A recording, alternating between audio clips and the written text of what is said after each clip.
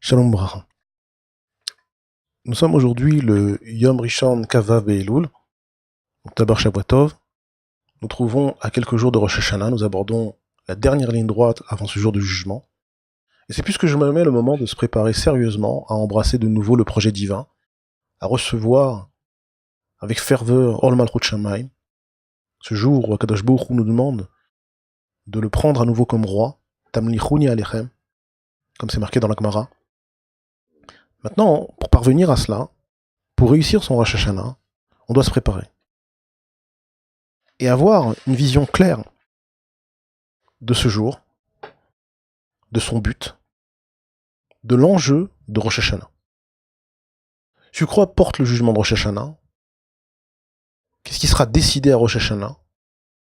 On doit voir et comment Bezrat Hashem, on méritera d'un jugement favorable. On a l'habitude d'amener une Mishnah dans le traité de Rosh Hashanah d'Aftet Zayin Amud Aleph. Là-bas, c'est marqué dans la Mishnah, une Mishnah connue, Berba Prakim Haolam Nidon, le monde est jugé à 4 reprises dans l'année, Bepessar à la Dvoua, à Pessar sur la récolte, sur les récoltes qui pousseront durant l'année, Beatzeret al Perot Ilan, à Shavuot sur les fruits de l'arbre, combien ils produiront durant l'année, Berosh Hashanah Kol Ba'i Olam, Ovrim Lefanav Kebnei Marom, et Rosh Hashanah, l'ensemble des êtres humains sont jugés par Akadosh Baruch Hu. La Gemara s'interroge sur l'auteur de cette Mishnah, et elle conclut qu'il s'agit de Tana Debe Rabbi Ishmael, la maison d'études de Rabbi Ishmael. Comme il est dit, Amar Rava, donc c'est Rava qui apporte cet enseignement, Aïtana Debe Rabbi Ishmael hi. Notre Mishnah est enseignée par la maison d'études de Rabbi Ishmael, des Tana Debe Rabbi Ishmael, Be'arba Prakim Haolam Nidon, à 4 reprises le monde est jugé, Bepessar à la Tvoua, Be'atzeret al Perot Ilan, Bechag Nidonin Amaim, et le jour de Sukkot, durant Sukkot, on est jugé sur les eaux, sur les pluies, combien de pluies tomberont durant l'année, Ve'adam Nidon Berosh Hashanah, Ve'gzar Din Shelo, Nirtam Beyom Kippour. Donc, à Rosh Hashanah, l'ensemble des êtres humains sont jugés, et ce jugement est scellé à Yom Kippour. Dans la même Gemara, la Tetzaïn Amud Bet, on a un enseignement dit au nom de Rabbi Yochanan, Amar Rabbi Krospedai, Amar Rabbi Yochanan, Shlosha Sfarim Niftachim Berosh Hashanah, Echad Shel Reshaim Gmurim, Echad Shel Sadikim Gmurim, Echad Shel Benonihim. On a 3 jours de Rosh Hashanah, Sfarim, 3 catégories de personnes sont définies le jour de Rosh Hashanah, les Reshaim Gmurim, les Tzadikim, les justes, et les Benonim, entre les deux. La Gemara nous dit Tzadikim Gmurim Nirtavim Venirtamim Le Altar Lechaim, ils sont inscrits immédiatement pour la vie. Reshaim Gmurim Nirtavim Venirtamim Le Altar Lemita, Chaz Shalom. Benonihim Tluim Veomdim Berosh Hashanah Ve'ad Yom Kippourim. Et les Benonim, les personnes entre les deux, les moyens, leur jugement est suspendu de Rosh Hashanah jusqu'à Yom Kippour. Zachu Nirtavim Lechaim. Ils sont méritants, ils sont inscrits dans le livre de la vie. Lo Zachu Nirtavim Lemita. Ils sont, Chas Shalom, inscrits dans le livre de la mort. Comment être zoré? En faisant tchouva, bien sûr. Tosfot s'interroge sur cette Gemara. Tosfot, ainsi que d'autres Rishonim comme le Reived. Le Reived pose la question par rapport à une loi enseignée, une loi du Rambam, L'Chot Teshuvah, où le Rambam parle du jugement de Rosh Hashanah, et pour parler de ce jugement de Rosh Hashanah, il cite cette Gemara. Il appuie son din sur cette Gemara. Et alors là, le Reived pose la question, une question semblable à celle de Tosfot, qui est, nous sommes témoins, qui est la suivante, nous sommes témoins, s'il s'agit de définir les tzadikim comme des individus avec une majorité de mérite, et les Rishaim comme des individus avec une majorité de Averot. Alors voilà que nous sommes témoins de tzadikim qui finissent pas l'année, Chas Veshalom, et de Reshaim, qui au contraire, non seulement terminent l'année, mais terminent l'année en bonne santé, avec des richesses, de la prospérité, de l'opulence, et ce qui s'apparente comme des brachot. Donc Tosfot arrive à la conclusion, on ne parle pas du jugement dans ce monde-ci. On ne parle pas du jugement dans ce monde-ci. À Rosh Hashanah, ce qui est décidé par Akadosh Baruch Hu, c'est le Olam Haba. Qui méritera du Olam Haba? Les tzadikim sont inscrits dans le livre de la vie, c'est le Olam Haba. Dans le livre de la mort, c'est le fait d'être privé du Olam Haba.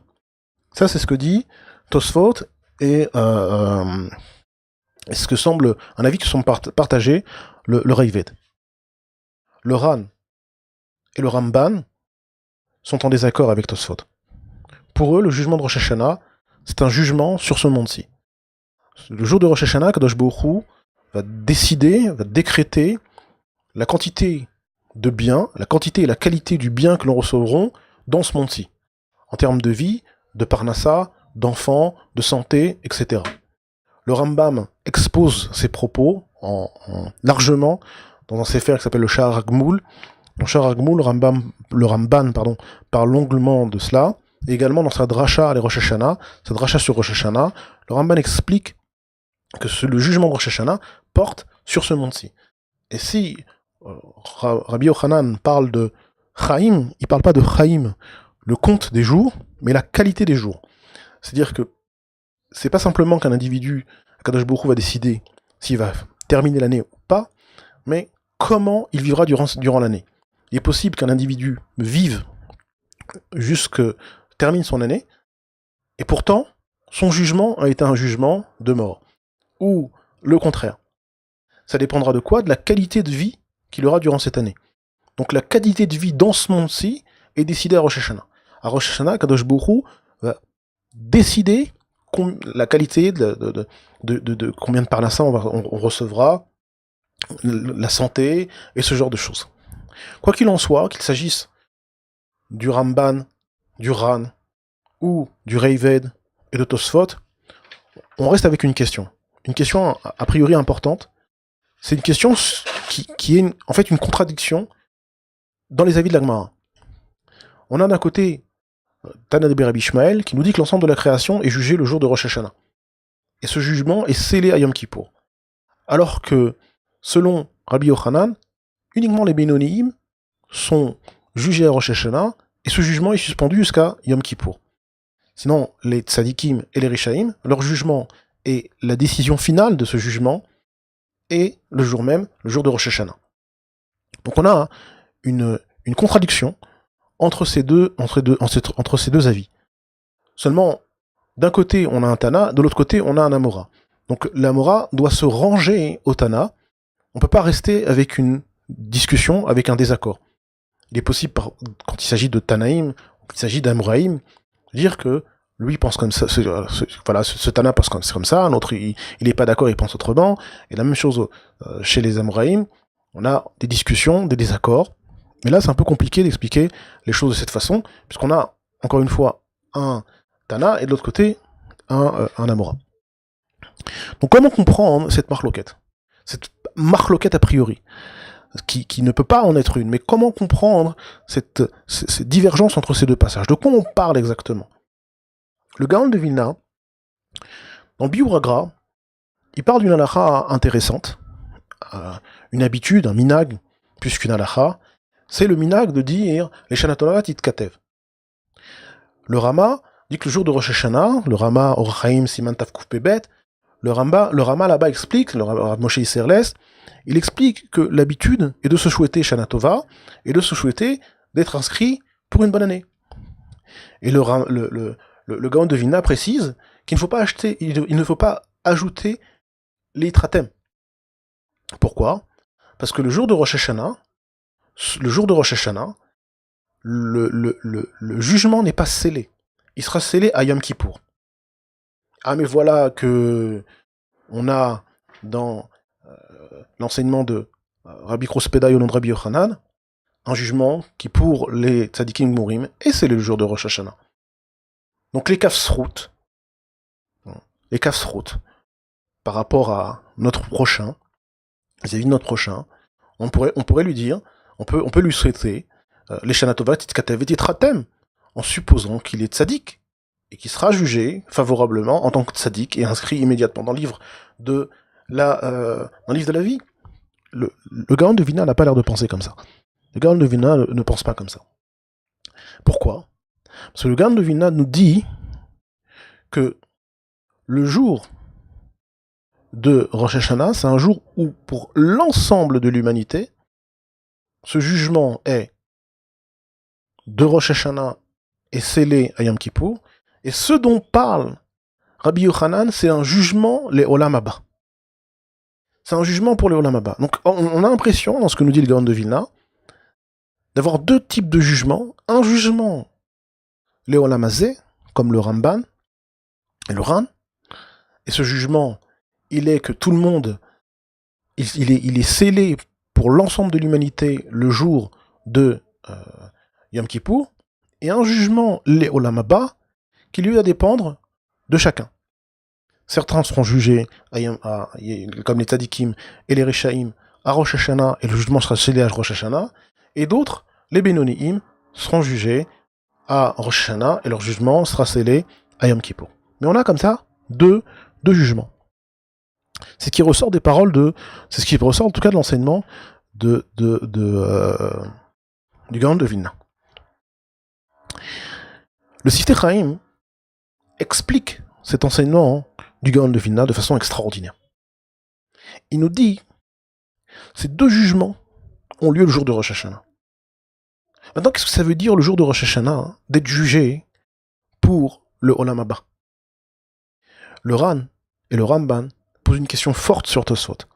Leur question, c'est de dire si maintenant le jugement de Rosh Hashanah est sur le Olam Haba, sur le monde qui sera après 120 ans, sur le monde futur, alors il suffit de juger l'homme, le Rosh Hashanah qui précède son départ, et alors, c'est en fonction de ça, on fera la revue de l'ensemble des actions qu'il a accomplies, et on pourra déterminer s'il est apte à aller au monde futur ou pas. Pourquoi chaque année juger la personne sur la même chose? Ça a pas, a priori, c'est pas logique. C'est une question forte.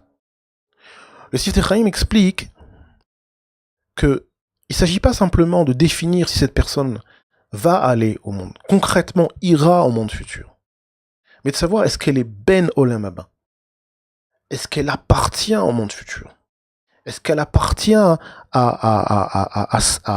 est-ce qu'elle appartient à cet endroit de dvekut avec Akadosh Baruch Hu. Et il définit ça comme un niveau spirituel, un niveau de Bechira. Et ça, c'est défini le jour de Rosh Hashanah. Donc c'est pas si la personne va aller au monde futur, mais est-ce qu'elle appartient au monde futur? Est-ce qu'elle est shayechet au monde futur? Est-ce qu'elle est ben olam haba? Le terme ben, c'est un terme d'appartenance, c'est un terme de shaychut, c'est un terme de relation avec quelque chose, de liaison avec quelque chose. On est un ben yeshiva, on est un ben Torah, c'est-à-dire qu'on appartient au monde de la Torah, on appartient au monde des yeshivot, on est un ben Israël, on appartient au clan Israël. Ben olam haba, c'est-à-dire qu'on appartient au olam haba. On est lié à cela, on est un ben olam haba. Et ça, c'est quelque chose qui se redéfinit chaque année.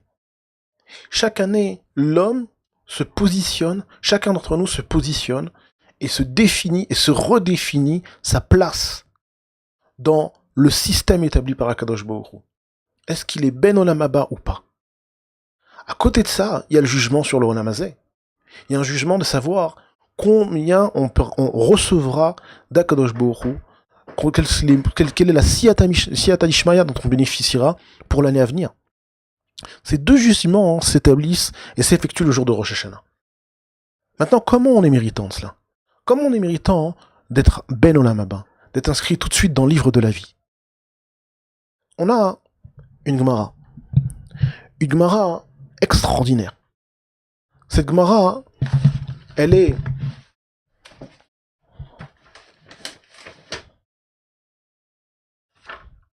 cette Gemara se trouve dans le traité Avodah Zarah d'Af Yud Zayin Amud Aleph. Là-bas, on nous parle d'un monsieur qui s'appelait Rabbi Eliezer ben Dordaya. C'est une Gemara très très connue.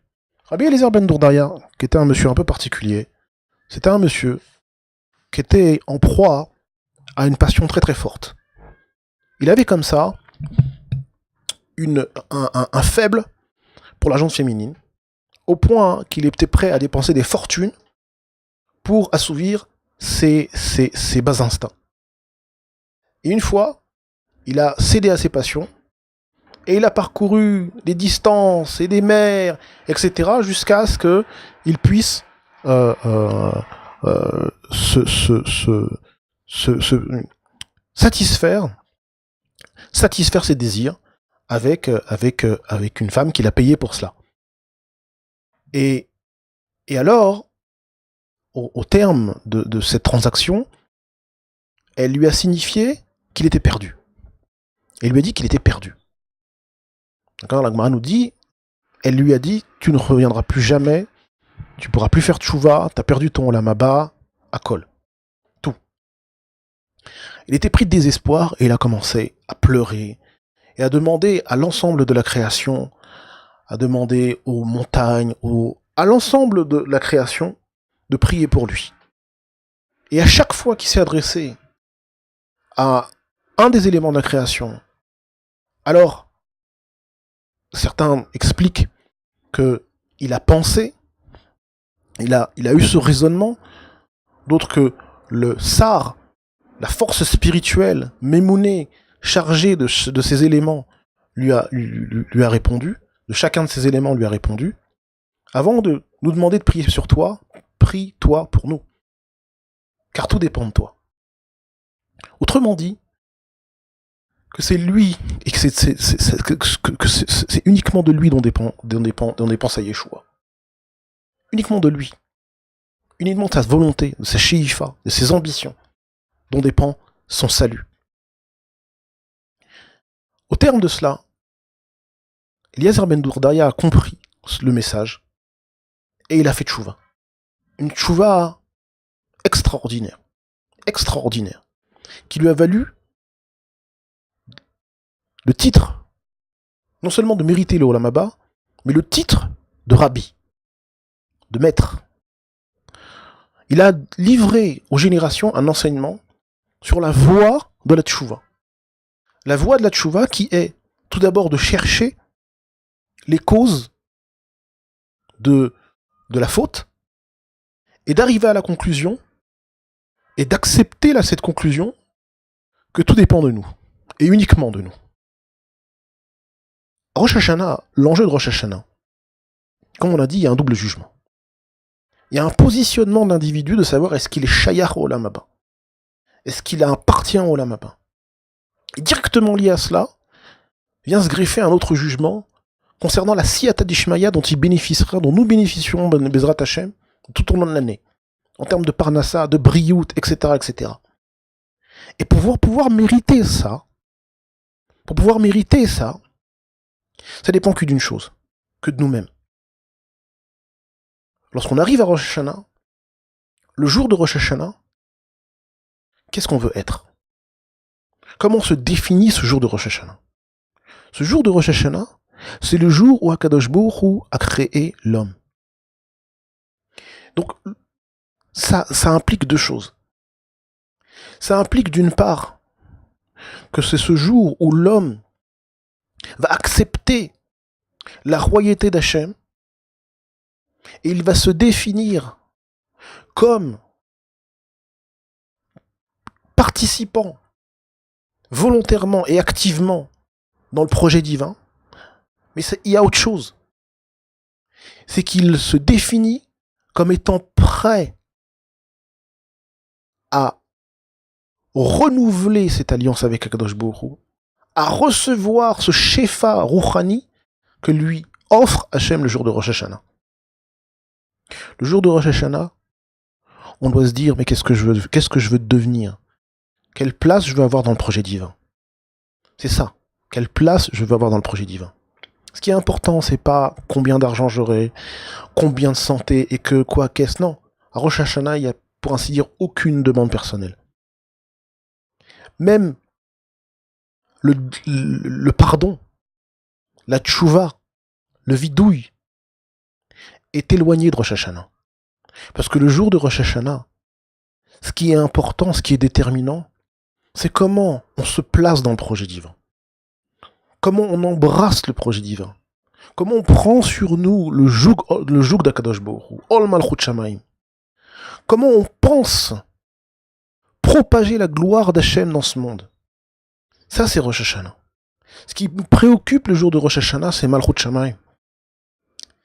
Ce qui doit nous préoccuper le jour de Rosh Hashanah, c'est la diffusion de la grandeur d'Hachem dans ce monde. Et donc si on veut mériter d'être shayach le Olam Haba, le Olam Haba c'est quoi? Le Olam Haba c'est un temps, c'est un lieu d'écoute avec Akadosh Baruch Hu. C'est ça le Olam Haba. Donc d'être shayach, d'être ben Olam Haba, ça veut dire d'avoir un rapport avec ça. Un rapport avec la dvekout B'Hashem. Et ça vient par rapport à, ça vient à la suite de quoi? Oui, des actes, des mitzvot. Mais des mitzvot qui s'inscrivent dans un derer, dans une construction, dans un processus de développement de soi et d'attachement avec Akadosh Baruch Hu. Ça, c'est Rosh Hashanah. Un jour extraordinaire, un jour de bilan, un jour de renouveau, un jour où l'on se redéfinit, un jour de communion avec Akadosh Baruch Hu. C'est Rosh Hashanah. Donc c'est un jour où se mélange la frayeur, la peur face à la sentence de ce jugement, et c'est à la fois un jour où on est empli de confiance, un jour de joie, un chag, parce que c'est le jour où Akadosh Baruch Hu, il nous ouvre les bras, si l'on peut dire, et il nous invite à faire partie de son royaume. Mais pas simplement en tant que serviteur, comme étant ses ministres, comme étant ses princes, ses enfants. Si on a saisi ça, et si on vit ça le jour de Rosh Hashanah, alors Bezrat Hashem, on peut mériter ce que dit la Gemara. Ces paroles extraordinaires de la Gemara dans Rosh Hashanah. Les paroles sont les suivantes. C'est marqué dans la Gemara d'Aflamet Gimel Amud Aleph, si je ne me trompe pas. Là-bas, c'est marqué que le jugement de Rosh Hashanah est en fonction de où on se trouve le jour de Rosh Hashanah. De comment on s'est défini le jour de Rosh Hashanah. On apprend ça de l'épisode d'Ishmaël et d'Agar. Après que Avraham Avinu ait renvoyé Agar de sa maison, l'eau est venue à manquer. Agar a vu son fils qui était sur le point de mourir. Elle l'a déposé dans un coin pour aller pleurer un peu plus loin et ne pas le voir mourir. Les deux ont prié. Agar a prié, Ishmaël a prié, et la prière et Hachem a écouté Ishmaël. Avant d'exaucer cette prière et de lui permettre de vivre, les anges du service se sont adressés à Kadosh Baruch Hu. Tu vas faire vivre cet enfant, dont les enfants vont assassiner tes enfants. Kadosh Baruch Hu leur demande, maintenant il est quoi? Il est sadique ou il est rachat? Et les anges d'acquiescer, de reconnaître, il est sadique. Kadosh Baruch Hu de leur répondre, alors s'il est sadique, il vivra. Malgré sa descendance, lui, il vivra. Le jour de Rosh Hashanah, c'est un jour où on bénéficie d'une rachmanout, d'une miséricorde d'Hachem hors du commun. C'est un jour où on bénéficie de korot hors du commun, d'une ashpa'a rouchanit hors du commun. Si on arrive à la saisir, alors nous aussi, Bezrat Hashem, on méritera d'être inscrits dans le livre de la vie en tant que Bnei Torah, en tant que Bnei Aliyah, en tant que Bnei Olam Haba. Kol Tuv et Shana Tova.